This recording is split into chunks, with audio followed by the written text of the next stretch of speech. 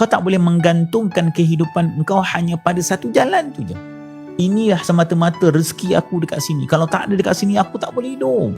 Jangan berpegang kepada satu jalan. Inilah, okay? Kalau tak ada jalan ni, memang gagal lah aku ni. Memang takkan berjaya lah. Salah tu tuan-tuan.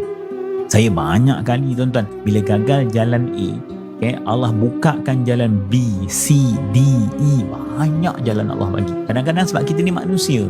Manusia ni terhad. Pemikiran kita cetek tuan-tuan. Kita anggap itulah jalan. Itulah tempatnya. Kalau gagal dekat situ, maka gagallah hidup kita. Berapa ramai pada hari ini yang Allah gagalkan kehidupan dia sebelum ini, tetapi Allah buka jalan kehidupan yang lebih bahagia, lebih baik, lebih tenang dan lebih menyeronokkan. Setelah mana kegagalan yang pertama? Setelah mana kegagalan yang kedua? Tuan-tuan dan puan, ada orang dah bertahun berhenti daripada kerja asal dia. Hari ni tak hidup ke? Hari ni anak-anak tak makan ke? Hari ni anak-anak tak pergi sekolah ke? Ya, saya tahu susah. Tapi ada tak rezeki? Ada.